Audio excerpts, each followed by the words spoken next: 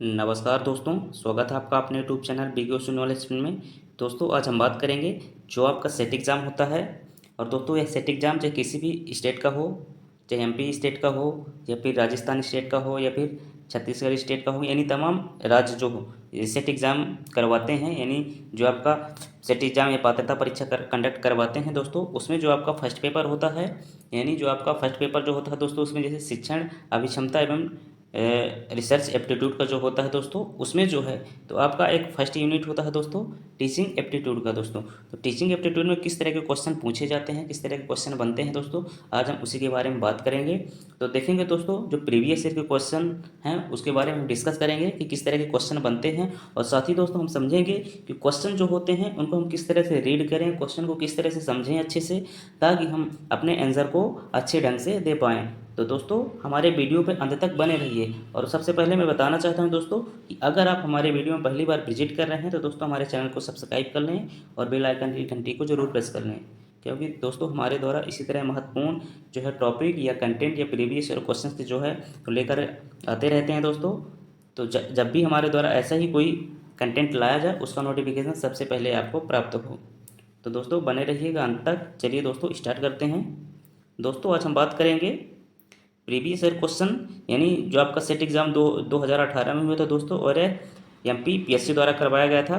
तो उसमें जो है दोस्तों आपका फर्स्ट पेपर जनरल अवेयरनेस या एंड टीचिंग एप्टीट्यूड, और दोस्तों इसमें जो है तो आपका शिफ्ट सेकेंड में जो एग्ज़ाम हुआ था तो उसमें देखेंगे आज दोस्तों हम कि जो आपका टीचिंग एप्टीट्यूड के क्वेश्चन है किस तरह से बनते हैं, साथ ही दोस्तों उनको हम किस तरह से सॉल्व करते हैं। चलिए दोस्तों समझते हैं। दोस्तों ये रहा पहला क्वेश्चन आपकी स्क्रीन पर। चलिए दोस्तों समझते हैं अच्छे से। पहला क्वेश्चन है दोस्तों यहाँ पे जैसा कि देख पा रहे हैं कि शिक्षक का ज्ञान जिसका उसके शिक्षण पर प्रभाव पड़ता है का संबंध है। दोस्तों एक बार फिर से पढ़ते हैं। यहाँ पे बताया गया है कि शिक्षक का ज्ञान जिसका उसके शिक्षण पर प्रभाव पड़ता है का संबंध है। दोस्तों इंग्लिश में भी एक बार देख लेते हैं। यहाँ पे दोस्तों बताया गया है कि knowledge of the teacher that affect teaching pertain to. दोस्तों चलिए समझते हैं इसको क्वेश्चन को अच्छे से।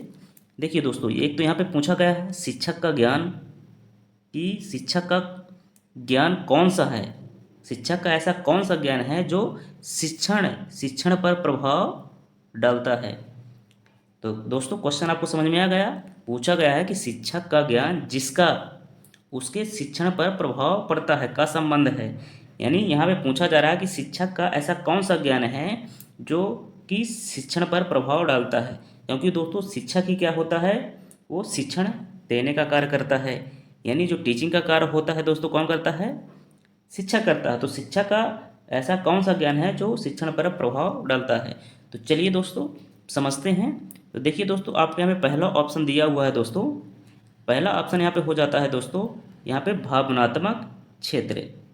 ठीक है, तो दोस्तों यहाँ पे कि क्या भावनात्मक क्षेत्र है जो शिक्षण पर प्रभाव डालता है, यानी शिक्षक का जो भावनात्मक क्षेत्र है क्या वह है कि शिक्षण पर प्रभाव डालता है। तो चलिए दोस्तों समझते हैं कि भावनात्मक क्षेत्र क्या होता है। देखिए दोस्तों भावनात्मक क्षेत्र जो होता है वह शिक्षक की अपनी व्यक्तिगत भावनाओं या फिर जो स्टूडेंट होते हैं, यानी जिसको जो है वह अपना क्या है ज्ञान प्रेषित करता है, यानी जो स्टूडेंट होते हैं तो उनकी भावनाओं यानी उनकी प्रतिक्रियाओं को क्या करना, उनको समझना, ठीक है ना, या उनकी भावनाओं पे को समझना, ये क्या है भावनात्मक क्षेत्र होता है दोस्तों। तो देखिए दोस्तों यहाँ पर इसका कोई प्रभाव नहीं पड़ता है शिक्षण पर, क्योंकि वो भावनात्मक रूप से क्या है खो जाता है, यानी इमोशंस पे खो जाता है, अपनी भावनाओं पर नियंत्रण नहीं रख पाता, ठीक है ना। तो इसका कोई प्रभाव शिक्षण पर नहीं पड़ता है। चलिए दोस्तों दूसरा ऑप्शन देखते हैं। दोस्तों यहाँ पे दूसरा ऑप्शन है, देख पा रहे हैं यहाँ पे संज्ञानात्मक क्षेत्र, इसको कहते हैं दोस्तों इंग्लिश में कॉग्निटिव डोमेन। दोस्तों संज्ञानात्मक क्षेत्र का मतलब होता है दोस्तों किसी चीज़ पर क्या करना, संज्ञान लेना। जैसे कि टीचर जो होता है तो कोई भी कंटेंट या कोई भी टॉपिक अगर बच्चों को पढ़ाना चाहता है तो वह क्या करता है दोस्तों उस टॉपिक पर वो खुद ही क्या करता है संज्ञान लेता है। टॉपिक को क्या करता है अच्छे से उसको पढ़ता है, अच्छे से उसको समझता है कि कोई भी चीज़ है तो ऐसे क्यों क्या, और बच्चों को किस तरह से वो मतलब पढ़ा सकता है, कि बच्चों को किस तरह से वह चीज़ को क्या है प्रेषित कर सकता है। तो उसको क्या अच्छी तरह से क्या करता है संज्ञान में लेता है, समझता है कोई चीज़ को कि हम बच्चों को किस तरह से अच्छी शिक्षा दे सकते हैं। तो दोस्तों यहाँ पे जो आपका ऑप्शन बी है दोस्तों यही इस क्वेश्चन का आंसर सही हो जाता है, क्योंकि शिक्षक का जो संज्ञानात्मक क्षेत्र होता है वही शिक्षण पर क्या करता है प्रभाव डालता है। तो दोस्तों आपका यहाँ पे जो है दूसरा ऑप्शन है ये आपका यहाँ पे सही हो जाता है। फिर चलिए दोस्तों यहाँ पे तीसरा ऑप्शन भी समझ लेते हैं कि तीसरा ऑप्शन में दोस्तों यहाँ पर क्रियात्मक क्षेत्र। देखिए दोस्तों क्रियात्मक क्षेत्र जो होता है वो टीचिंग के क्रियाकलाप से संबंधित होता है। मतलब टीचर जो है कोई भी गतिविधि करता है, ठीक है ना, तो उससे संबंधित होता है। तो अगर वह क्रिया तो कर रहा है लेकिन अगर इफेक्टिव नहीं है, बहुत अच्छे ढंग से नहीं है, तो उसका भी शायद है कि शिक्षण पर कोई प्रभाव नहीं पड़ेगा। तो दोस्तों ये भी आपको ऑप्शन जो है यहाँ पे गलत हो जाता है। फिर दोस्तों है यहाँ पे मनोगत्यात्मक प्रक्षेत्र। दोस्तों तो मनोगत्यात्मक क्षेत्र जो होता है दोस्तों यह क्या है, टीचर के कौशल क्षेत्र से संबंधित होता है, यानी उसकी शारीरिक संरचना, संचलन या समन्वय, ठीक है ना। मतलब इसके द्वारा क्या है दोस्तों, मनोगत्यात्मक क्षेत्र में क्या है, काउंसलर के विकास के लिए इसमें बहुत ही आवश्यकता की ज़रूरत होती है। तो दोस्तों आपका जो है तो मनोगत्यात्मक क्षेत्र भी क्या है, ये शारीरिक संचलन या समन्वय से संबंधित है दोस्तों। तो इसका भी क्या है प्रभाव शिक्षण पर उतना नहीं पड़ता है। तो दोस्तों यहाँ पे जो आपका आंसर सही होगा दोस्तों, आपका बी नंबर सही होगा, क्योंकि ना तो आपका ए सही है, ना ही सी सही है, और ना ही डी सही है। तो दोस्तों आपके यहाँ पे जो बी ऑप्शन है वो आपका सही होगा। फिर चलिए दोस्तों अगले क्वेश्चन की तरफ बढ़ते हैं। फिर दोस्तों देखते हैं यहाँ पे अगला क्वेश्चन है दोस्तों। अगला क्वेश्चन यहाँ पे देख पा रहे हैं दोस्तों, जैसे कि यहाँ पे पूछा गया है कि शिक्षण प्रभावकारिता को प्रभावित करने वाला सर्वाधिक प्रबल कारक। दोस्तों फिर इंग्लिश में भी देख लेते हैं, the most powerful factor affecting teaching effectiveness is. दोस्तों फिर यहाँ पे जैसा कि बोला गया है दोस्तों कि शिक्षण प्रभावकारिता को प्रभावित करने वाला सर्वाधिक प्रबल कारक, यानी ऐसा कारक पूछा गया है दोस्तों कि जो क्या करता है, शिक्षण की प्रभावकारिता, यानी शिक्षण जैसे टीचर क्या है शिक्षण का कार्य करता है, तो उसके प्रभावकारिता को प्रभावित करने के लिए, ठीक है ना, तो इनमें से सबसे प्रबल यानी जो सबसे इफेक्टिव है, तो इनमें से कौन सा कारक है। तो चलिए दोस्तों समझते हैं। देखिए पहला ऑप्शन है यहाँ पे दोस्तों, पहला ऑप्शन है यहाँ पे उम्र। तो दोस्तों क्या उम्र है कि जो शिक्षण को प्रभावित करती है? क्या उम्र है कि जैसे कोई भी स्टूडेंट है, ठीक है ना, या कोई भी व्यक्ति है जो पढ़ना चाह रहा है, तो क्या उसकी उम्र जो है ज़्यादा या कम है, तो क्या उससे जो है तो शिक्षण प्रभावित होगी? नहीं दोस्तों, शायद इसका कोई प्रभाव नहीं पड़ेगा। फिर दोस्तों यहाँ पे है लिंग, बी ऑप्शन है दोस्तों यहाँ पे लिंग। तो दोस्तों इससे तो कोई प्रभाव नहीं पड़ता ना कि वह मतलब मेल है या फीमेल है, तो इस पर कोई शिक्षण का प्रभाव पड़ेगा नहीं दोस्तों, क्योंकि कोई भी जो है तो पढ़ाई कर सकता है, कोई भी किसी चीज़ को समझ सकता है। तो शायद है कि यहाँ पे जेंडर का भी कोई प्रभाव नहीं पड़ता है। तो चलिए दोस्तों अगला ऑप्शन देखते हैं। ये दोस्तों यहाँ पे अगला ऑप्शन है, यहाँ पे देख पा रहे हैं आपका व्यावसायिक दक्षता, ठीक है। तो यहाँ पे क्या है दोस्तों, व्यावसायिक दक्षता यानी जो आपका प्रोफेशनल कॉम्पिटेंस है दोस्तों। यहाँ पे व्यावसायिक दक्षता यानी जो है टीचिंग के लिए जो उसके मतलब जो है तो प्रोफेशनल जो है एफिशिएंसी जो होती है, क्षमता जो होती है, इसका प्रभाव टीचिंग पर पड़ता है कि नहीं पड़ता है। तो बिल्कुल दोस्तों शिक्षण के दौरान यानी शिक्षण पर इसका प्रभाव पड़ता है। अगर कोई भी शिक्षक है, अगर मतलब अपना जो भी उसका प्रोफेशन है यानी प्रोफेशनल है जो आपका टीचिंग का, तो उसमें अगर अच्छा कार्य कर रहा है, उसमें अगर दक्ष है, तो स्वाभाविक शिक्षण को बहुत अच्छे ढंग से कर सकता है। यानी जो है तो व्यावसायिक दक्षता जो है क्या है, शिक्षण को प्रभावित करती है। तो दोस्तों यहाँ पे आपका जो सी नंबर है दोस्तों, ये आपका यहाँ पे आंसर सही हो जाता है। फिर चलिए दोस्तों आपका डी ऑप्शन देख लेते हैं। दोस्तों डी ऑप्शन यहाँ पे बोला गया है कि शिक्षण सहायक सामग्रियों का उपयोग, ठीक है। तो देखिए दोस्तों यहाँ पे शिक्षण सहायक सामग्रियाँ भी होती है, लेकिन यहाँ पर पूछा गया है कि शिक्षण सहायक सामग्रियों का भी कहीं ना कहीं प्रयोग पड़ता है शिक्षण पर, लेकिन यहाँ पे पूछा गया है कि सबसे प्रबल यानी सर्वाधिक। देखिए प्रभाव तो थोड़ा थोड़ा सबका भी है, कहीं ना कहीं देखिए उम्र का भी प्रभाव पड़ता है, ठीक है। एज कम या ज़्यादा है तो इसका भी प्रभाव पड़ता है, लिंग का भी, ठीक है। कहीं ना कहीं अगर मेल है या फीमेल है तो थोड़ा बहुत इसका भी प्रभाव पड़ता है, ठीक है ना। और शिक्षण सहायक सामग्री इसका भी प्रभाव पड़ता है जो है तो शिक्षण पर, लेकिन सबसे ज़्यादा यहाँ पे पूछा गया है सर्वाधिक प्रबल कारक। देखिए दोस्तों यहाँ पे आपका जो नेट या सेट का एग्जाम होता है, क्या है कि इसमें ये भी एक फिलोसफी देखने को मिलती है कि क्वेश्चन इसमें जो रहता है ये तो आप क्वेश्चन के आंसर जो रहता है दोस्तों, तो उसमें जो है तो लगभग चारों जो ऑप्शन दिए रहेंगे, चारों ऑप्शन में से कोई 15% सही है, कोई 20% सही होता है, कोई 35% आंसर सही होता है। लेकिन इसमें क्या है कि जो सबसे ज़्यादा है, यानी जो 75% ज़्यादा जोर देता है जो ऑप्शन, उसको कहे क्या है परफेक्ट आंसर माना जाता है दोस्तों। तो ऐसे में जो है आपका यहाँ पे ऑप्शन सी आपका सही हो जाता है, यानी व्यावसायिक दक्षता जो है शिक्षण प्रभावकारिता को क्या करती है, प्रभावित करती है। दोस्तों समझ में आ रहा हो तो दोस्तों कमेंट जरूर करें।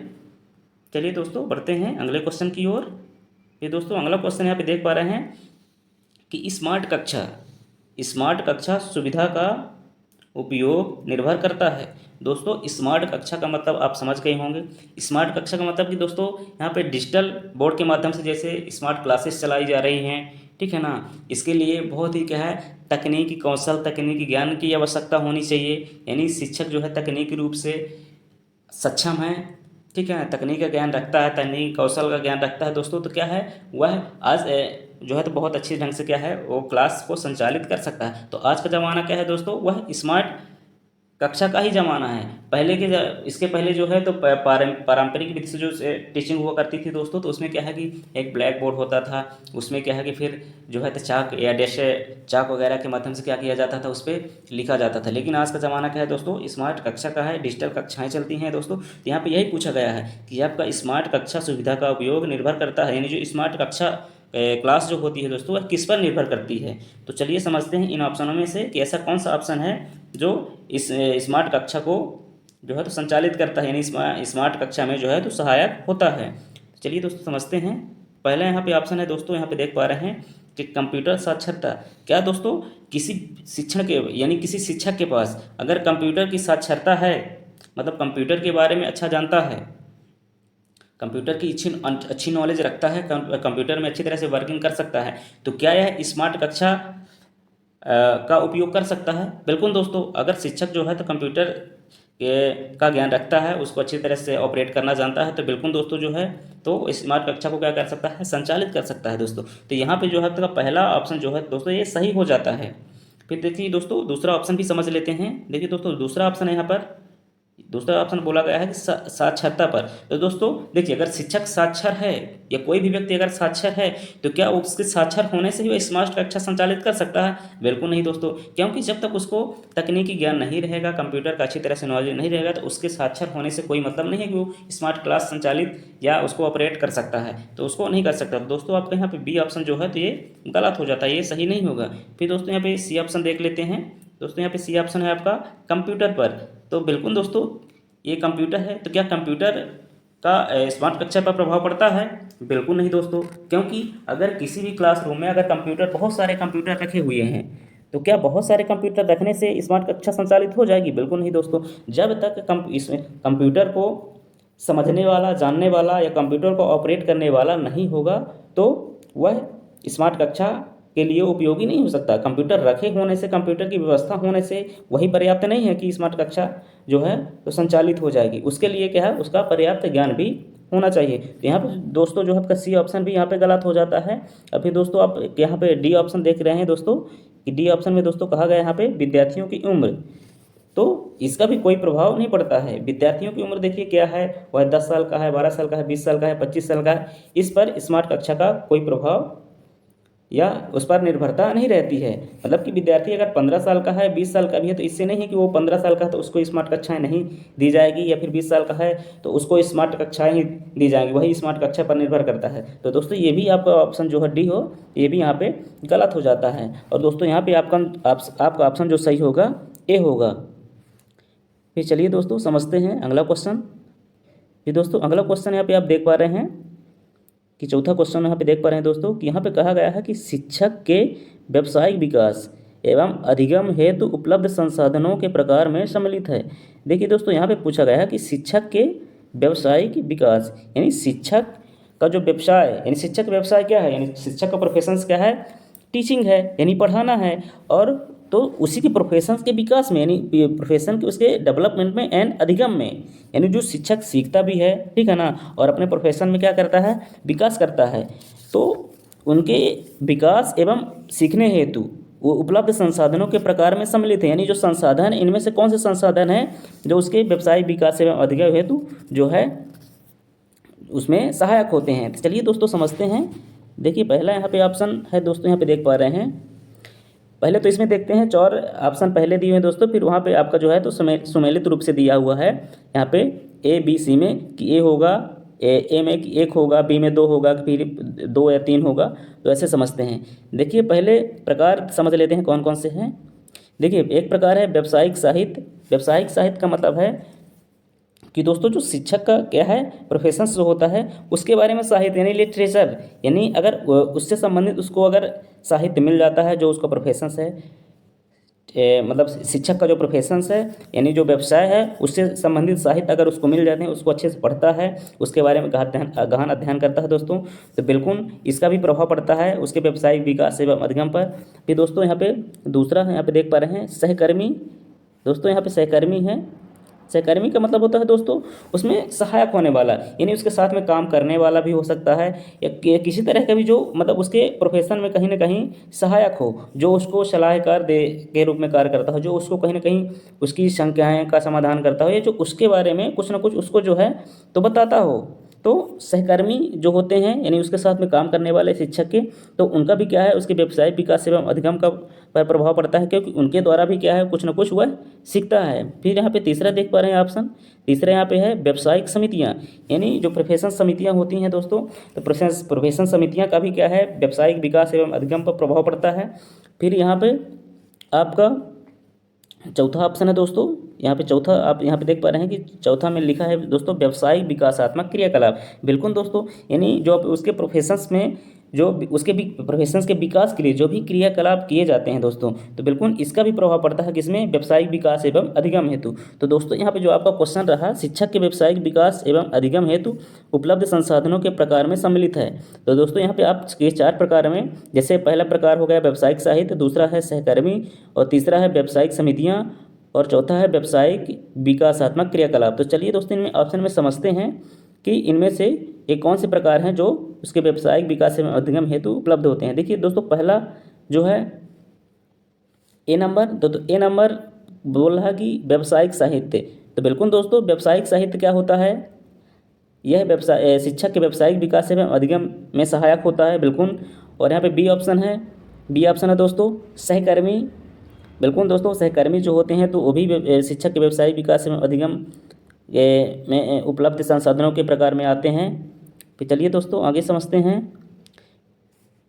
फिर यहाँ पे सी नंबर है दोस्तों, तो सी नंबर में देखिए दोस्तों बताया गया यहाँ पे 1 2 3 4, यानी इसमें जो चारों प्रकार दिए हुए हैं। तो दोस्तों यहाँ पे जो आपका सी है ये सी आपका यहाँ पे राइट आंसर हो जाता है, क्योंकि दोस्तों ये चारों प्रकार जो हैं तो शिक्षा के व्यावसायिक विकास एवं अधिगम हेतु उपलब्ध संसाधनों के प्रकार में सम्मिलित होते हैं।